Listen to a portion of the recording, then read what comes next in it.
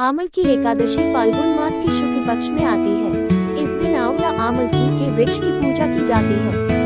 धर्म जैसे ब्रह्मांड पुराण और पद्म पुराण में इसका विशेष महत्व बताया गया है। इस दिन भक्तजन आंवले के वृक्ष के नीचे भगवान विष्णु की पूजा करते हैं। मान्यता है कि आंवले के वृक्ष में स्वयं भगवान विष्णु का वास होता है। जड़ी बूटी इसका महत्व, पापों का नाश होता है, धन, सुख और संतान की प्राप्ति होती है, मोक्ष का मार्ग प्रशस्त होता है, परिवार में शांति और समृद्धि आती है। फाल्गुन शुक्ल पक्ष की पावन आमल की एकादशी का प्रभाव उस धनप्रिय राजा के जीवन में धीरे धीरे अद्भुत रूप से प्रकट होने लगा। जिस शिकारी ने अनजाने में व्रत रखा था और अगले जन्म में राजा बना, उसके हृदय में बचपन से ही करुणा और भक्ति का प्रकाश था। उसे शस्त्र चलाने से अधिक शास्त्र सुनना प्रिय था। जब भी वह राज दरबार में बैठता तो मैं करते समय उसके मन में स्वयं ही भगवान विष्णु का स्मरण हो जाता। उसे समझ नहीं आता था कि उसके भीतर यह भाव कहाँ से आया, परंतु यह उसी पूर्व जन्म के एकादशी व्रत का दिव्य संस्कार था। एक वर्ष आमल की एकादशी के दिन राजा ने भव्य आयोजन करवाया। पूरे राज्य में घोषणा हुई कि कोई भी व्यक्ति भूखा न रहे, सबको प्रसाद और अन्न वितरित किया जाए। नगर के बाहर वही विशाल आंवले का वृक्ष, जिसके नीचे पूर्व जन्म में वह शिकारी बैठा था, आज भी खड़ा था। राजा ने उसी वृक्ष के नीचे स्वर्ण कलश स्थापित करवाया, शुद्ध जल से अभिषेक किया और मंत्रोच्चार के साथ पूजा आरंभ की। जैसे ही दीपक की लौ प्रज्वलित हुई, वातावरण में एक अद्भुत शांति फैल गई। भजन गूंजने लगे, शंख ध्वनि होने लगी और ऐसा प्रतीत हुआ मानो स्वयं वैकुंठ का आशीर्वाद उस स्थल पर उतर आया हो। रात्रि के समय राजा ध्यान में लीन हो गया। तभी उसे एक दिव्य स्वप्न दिखाई दिया। आकाश से प्रकाश उतर रहा है और इस प्रकाश में भगवान विष्णु मुस्कुराते हुए आशीर्वाद दे रहे हैं। प्रभु ने कहा कि हे राजन, तुमने पूर्व जन्म में अनजाने में जो व्रत किया था, उसी का फल तुम्हें इस जन्म में धन, वैभव और यश के रूप में प्राप्त हुआ है। जो भी मनुष्य सच्चे मन से आमल की एकादशी का पालन करेगा, उसका जीवन भी पवित्र और सफल होगा। राजा की आंखों से आनंद के आंसू बहने लगे। प्रातःकाल जब उसकी आंख खुली तो उसका हृदय पहले से अधिक शांत और प्रेम था। उसने संकल्प लिया कि वह जीवन भर धर्म की रक्षा करेगा और हर वर्ष इस व्रत को पूरे राज्य के साथ मनाएगा। उसके राज्य में कभी अकाल नहीं पड़ा, महामारी नहीं फैली और शत्रु कभी विजय प्राप्त न कर सके। प्रजा सुखी रही और राजा का नाम दूर दूर तक प्रसिद्ध हुआ। इस प्रकार आमल की एकादशी का व्रत केवल पापों का नाश ही नहीं करता, बल्कि जीवन की दिशा बदल देता है। ये कथा सिखाती है कि कभी कभी अनजाने में किया गया एक छोटा सा पुण्य भी भविष्य में महान फल देता है। पुष्पन का समय बीतता गया, परंतु आमल की एकादशी की महिमा दिन प्रतिदिन और अधिक प्रकट होती गई। उस धनप्रिय राजा के राज्य में केवल भौतिक समृद्धि ही नहीं, बल्कि आध्यात्मिक उन्नति भी होने लगी। नगर के प्रत्येक घर में एकादशी के दिन दीपक जलने लगे, बच्चे भी भजन गाने लगे और वृद्धजन कथा सुनाने लगे। ऐसा प्रतीत होता था मानो पूरे राज्य पर भगवान विष्णु की विशेष कृपा छाई हुई हो। एक वर्ष जब आमल की एकादशी का पावन दिन आया, तो राज्य में अचानक एक विचित्र घटना घटी। पड़ोसी राज्य का एक शक्तिशाली राजा, जो अत्यंत अभिमानी और युद्ध प्रिय था, अपनी विशाल सेना लेकर आक्रमण करने आ पहुंचा। उसकी इच्छा थी कि इस समृद्ध और शांत राज्य को अपने अधीन कर ले। नगर में भय का वातावरण फैल गया। प्रजा चिंतित थी, परंतु उनके राजा के चेहरे पर अद्भुत शांति थी। उस दिन भी राजा ने अपने नियम नहीं छोड़े। उसने कहा, आज एकादशी है, आज हम पहले भगवान की शरण में जाएंगे, फिर शस्त्र उठाएंगे। वह आंवले के उसी पवित्र वृक्ष के नीचे गया, जहाँ वर्षों से पूजा होती आ रही थी। उसने दीप प्रज्वलित किया, पुष्प अर्पित किए और आंखें बंद कर प्रभु का ध्यान करने लगा। पूरी प्रजा भी वहीं एकत्र हो गई। भजन कीर्तन आरंभ हुआ। कहते हैं कि जब भक्त संकट में भी अपने धर्म से नहीं दिखता, तब ईश्वर स्वयं उसकी रक्षा करते हैं। उसी रात शत्रु राजा को स्वप्न में एक दिव्य चेतावनी मिली। उसने देखा कि एक तेजस्वी चक्र उसके सामने घूम रहा है और एक दिव्य स्वर कह रहा है, ये राज्य धर्म और भक्ति से संरक्षित है, इसे जीतना संभव नहीं। भयभीत होकर वह राजा प्रातः होते ही अपनी सेना सहित लौट गया। जब ये समाचार नगर पहुंचा, तो सभी ने इसे आमल की एकादशी का चमत्कार माना। राजा ने विनम्र होकर कहा, यह मेरी नहीं, प्रभु की कृपा है। उस दिन से प्रजा का विश्वास और भी दृढ़ हो गया। धीरे धीरे वह राजा वृद्ध हुआ। उसने अपने पुत्र को भी यही शिक्षा दी कि राज्य की शक्ति तलवार में नहीं, बल्कि धर्म और भक्ति में होती है। जीवन के अंतिम समय में उसने शांत चित्त होकर भगवान विष्णु का स्मरण किया। कहा जाता है कि उसके प्राण निकलते समय आकाश में मधुर संगीत गूंजा और दिव्य प्रकाश प्रकट हुआ। इस प्रकार आमल की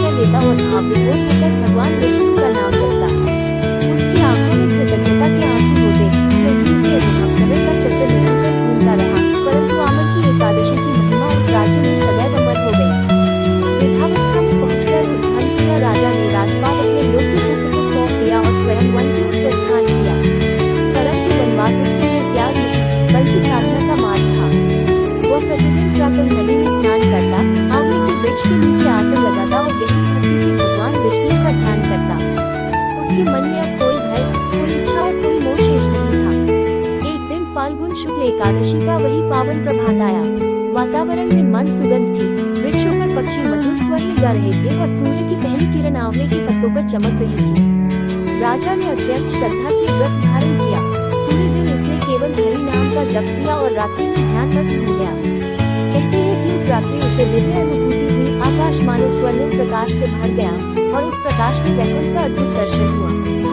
राजा ने अनुभव किया कि उसका जीवन, जो कभी एक शिकारी के रूप में आरंभ हुआ था, आज पूर्णता को प्राप्त हो चुका है। एक अनजाने व्रत से प्रारंभ हुई यात्रा ने उसे धन, न्याय और मोक्ष तक पहुंचा दिया।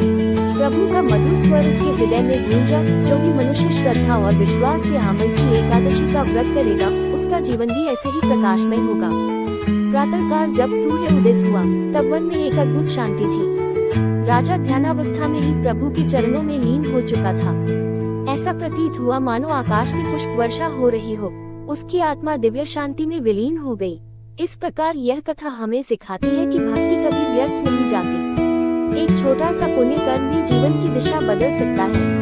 आंवल की एकादशी केवल व्रत नहीं, बल्कि आत्मा की शुद्धि, विश्वास की परीक्षा और मोक्ष का द्वार है। समापन के बाद भी आंवल की एकादशी की महिमा वही समाप्त नहीं होती, बल्कि यही से उसका वास्तविक आध्यात्मिक रहस्य आरंभ होता है। कहते हैं कि जब वह राजा दिव्य लोक को प्राप्त हुआ, तब उसके राज्य में कई वर्षों तक अद्भुत शांति बनी रही। प्रजा जब भी आंवले के उस पवित्र वृक्ष के पास जाती, तो उन्हें एक अलौकिक शांति का अनुभव होता। ऐसा लगता मानो उस स्थान पर अभी भी भक्ति की ऊर्जा स्पंदित हो रही हो। राज्य के नए राजा, जो राजा के पुत्र थे, वे भी अपने पिता की परंपरा को आगे बढ़ाया। उन्होंने ये घोषणा की कि आंवल की एकादशी के दिन केवल व्रत ही नहीं, बल्कि दया, सेवा और दान का भी विशेष महत्व है। उन्होंने निर्धनों को अन्न दान किया। गौ सेवा समय के साथ इस राज्य में आंवल की एकादशी केवल एक पद नहीं रहा, बल्कि जीवन जीने का मार्ग बन गया। नए राजा ने अपने पिता की स्मृति में यह नियम बनाया कि इस दिन केवल उपवास करना ही पर्याप्त नहीं, बल्कि मन, वचन और कर्म की शुद्धि भी आवश्यक है। उन्होंने समस्त प्रजा को समझाया कि आंवले का वृक्ष केवल एक पेड़ नहीं, बल्कि पवित्रता, आयु और दिव्य संरक्षण का प्रतीक है। जब लोग उसके नीचे बैठकर भगवान विष्णु का स्मरण करते हैं, तो उनका मन धीरे धीरे सांसारिक चिंताओं से मुक्त होकर शांति की ओर बढ़ता है। उस वर्ष आंवल की एकादशी पर राजा ने विशेष यज्ञ का आयोजन किया। चारों ओर वेद मंत्रों की ध्वनि गूंजने लगी, दीपों की पंक्तियां सजी और संध्या होते हुए पूरा वातावरण अलौकिक प्रकाश से भर गया। वृद्धजन अपने बच्चों को ये कथा सुनाने लगे कि कैसे एक साधारण शिकारी भी केवल एक दिन के व्रत से महान राजा बन गया। ये सुनकर लोगों के मन में यह विश्वास दृढ़ हुआ कि ईश्वर किसी के अतीत को नहीं देखते, वे केवल वर्तमान की श्रद्धा और भाव देखते हैं। धीरे-धीरे इस व्रत का प्रभाव केवल राज्य तक सीमित नहीं रहा, पड़ोसी राज्यों में भी इसकी चर्चा फैल गई। लोग दूर-दूर से आंवले के उस पवित्र वृक्ष के दर्शन करने आने लगे। कई लोगों ने स्वीकार किया कि इस व्रत के बाद उनके जीवन में अद्भुत परिवर्तन आए। किसी के घर में सुख शांति बनी, किसी के रोग दूर हुए, तो किसी को मानसिक संतुलन और आत्मविश्वास प्राप्त हुआ। कहते हैं कि जो मनुष्य आंवल की एकादशी के दिन सच्चे मन से संकल्प लेकर प्रभु का नाम जपता है, उसके भीतर का अंधकार धीरे-धीरे मिटने लगता है।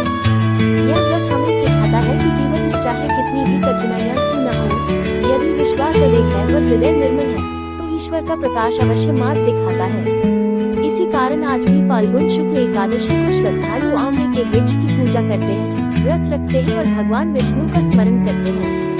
ये केवल परंपरा नहीं, बल्कि आत्मा को शुद्ध करने का दिव्य अवसर है। पुष्पलकार वन। यदि आप चाहें तो मैं इसका एक और अत्यंत भावुक और चमत्कारी अंतिम विस्तार भी लिख सकती हूँ।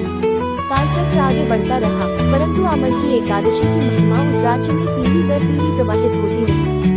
कहा जाता है कि एक वर्ष राज्य में भयंकर सूखा पड़ा। बादल आते, पर वर्षा नहीं होती।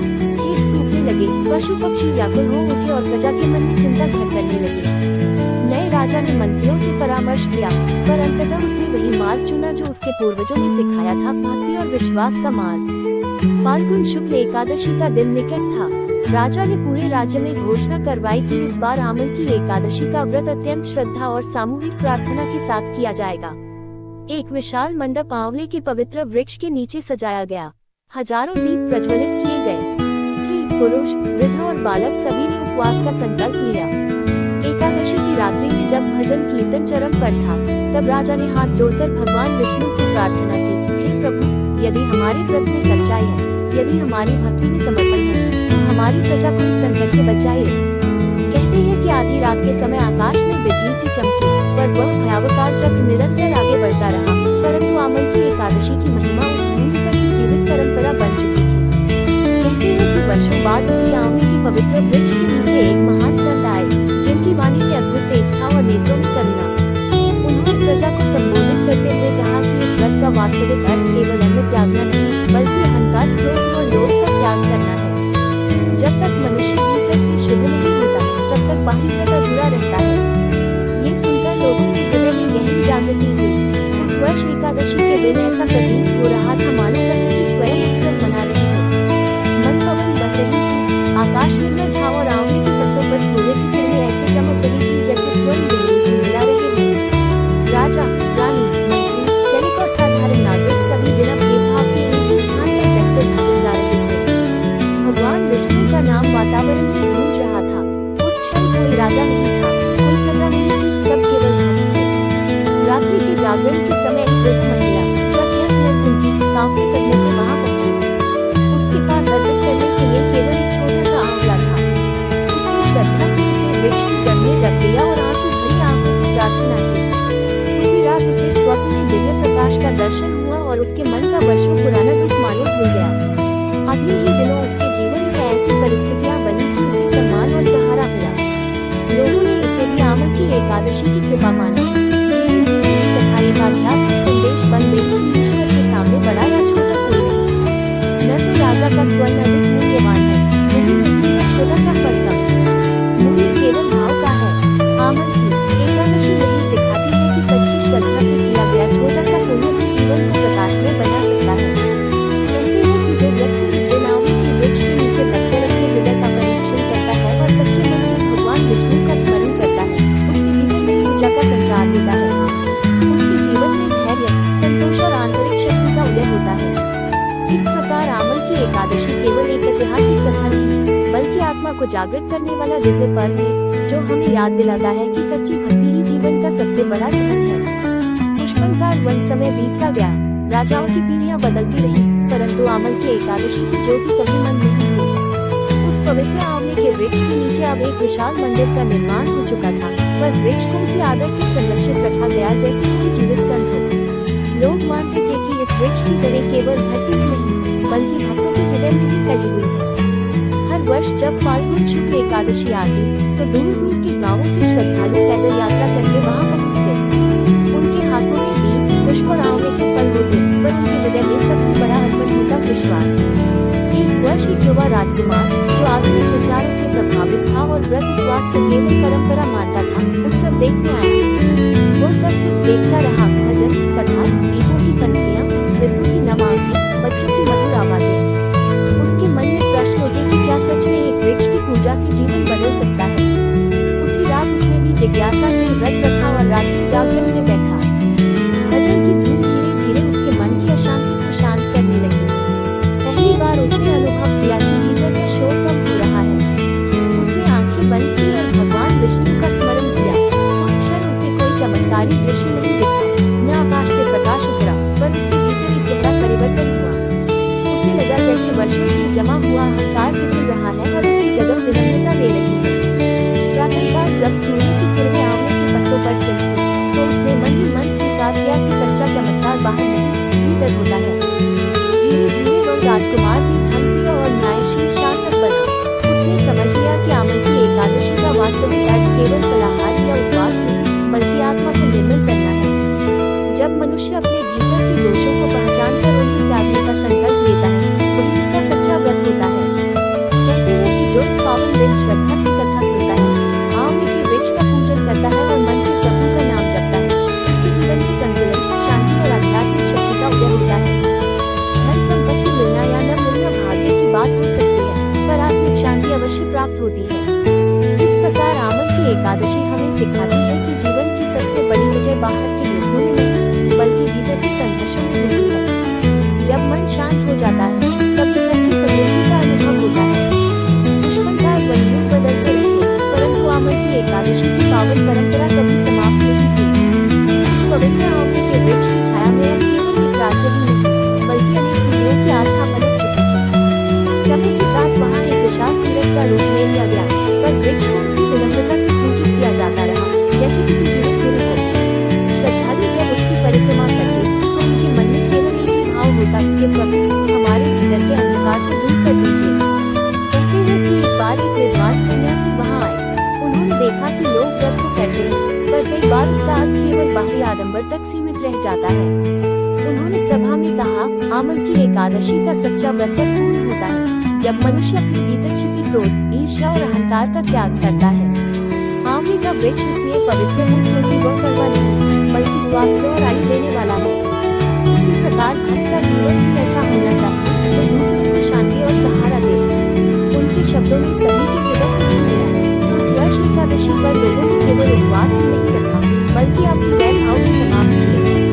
इस वर्ष जब लोगों ने आमल की एकादशी को केवल एक परंपरा नहीं, बल्कि आत्म परिवर्तन का पर्व मानकर मनाया, तब सचमुच वातावरण बदल गया। जो लोग वर्षों से एक दूसरे से रुष्ट थे, वे आंवले की पवित्र वृक्ष के नीचे मिलने लगे। जिन्होंने कभी दान नहीं किया था, उन्होंने पहली बार अपने हाथ खोले। जिनके मन में अहंकार था, उन्होंने विनम्र होकर क्षमा मांगी। ऐसा लगा मानो वृक्ष की छाया केवल शरीर को ही नहीं, हृदय को भी शीतल कर रही है। रात्रि का समय आया, दीपों की अनगिनत पंक्तियां ऐसे जगमगा रही थी जैसे धरती पर सितारे उतर आए हों। भजन की ध्वनि दूर तक गूंज रही थी। उसी समय एक बालक, जिसने पहली बार व्रत रखा था, अपनी माता से बोला, माता, क्या भगवान सच में हमें सुनते हैं? माता मुस्कुराए और बोली, जब मन सच्चा हो तो हर प्रार्थना सीधे भगवान तक पहुँचती है। बालक ने आंखें बंद कर भगवान विष्णु का नाम लिया। उसके छोटे से हृदय में जो विश्वास जगा, वही इस व्रत की सबसे बड़ी सफलता थी। कहते हैं कि उसी रात कई लोगों को भीतर से अद्भुत शांति का अनुभव हुआ। कोई बाहरी चमत्कार नहीं हुआ, न आकाश फटा, न कोई दिव्य रूप प्रकट हुआ, परंतु समय की धारा निरंतर बहती रही। पर आमल की एकादशी की पवित्र ज्योति कभी मंद नहीं हुई। उस आंवले के दिव्य वृक्ष के नीचे अब केवल एक राज्य ही नहीं, बल्कि अनगिनत पीढ़ियों की आस्था बस चुकी थी। लोग दूर दूर से आते, वृक्ष की परिक्रमा करते, दीप जलाते और मौन होकर अपने भीतर झांकते। धीरे धीरे ये स्थान केवल पूजा का केंद्र नहीं रहा, बल्कि आत्मचिंतन और आत्मशुद्धि का तीर्थ बन गया। कहते हैं कि अंतिम समय में वही युवा राजा, जिसने कभी इस व्रत पर संदेह किया था, एक दिन उसी वृक्ष के नीचे बैठा था। उसकी आंखों में अनुभव की गहराई थी और चेहरे पर संतोष। उसने समझ लिया था कि इस व्रत का असली चमत्कार बाहर नहीं, आंतरिक है। भगवान विष्णु की कृपा केवल धन या विजय के रूप में नहीं मिलती, बल्कि मन की शांति, धैर्य और सही निर्णय लेने की शक्ति के रूप में मिलती है। उसने अपनी प्रजा से कहा, आमल की एकादशी हमें ये सिखाती है कि जीवन में सबसे बड़ा धन विश्वास है, सबसे बड़ी शक्ति स्वयं है, और सबसे बड़ा चमत्कार आत्म परिवर्तन है। उसके शब्दों ने सभी के हृदय को छू लिया। धीरे धीरे ये कथा एक परंपरा बन गई। हर वर्ष लोग केवल व्रत नहीं रखते, बल्कि अपने भीतर के दोषों को त्यागने का संकल्प भी लेते। आंवले का वृक्ष उन्हें याद दिलाता कि जैसे उसका फल शरीर को स्वास्थ्य देता है, वैसे ही भक्ति आत्मा को शुद्ध करती है। चेरी ब्लॉसम पावन संदेश। आमल की एकादशी केवल उपवास नहीं, आत्मा की शुद्धि का अवसर है। सच्ची भक्ति बाहरी आडंबर में नहीं, बल्कि निर्मल हृदय में होती है। छोटा सा पुण्य कर्म भी जीवन की दिशा बदल सकता है। भगवान विष्णु की कृपा पाने का मार्ग है विश्वास, संयम और सेवा। जो श्रद्धा से इस कथा को सुनता या पढ़ता है, उसके जीवन में शांति, संतुलन और सकारात्मक परिवर्तन अवश्य आता है। उस प्रकार हरि नाम ही सबसे बड़ा आधार है। हरि बोल।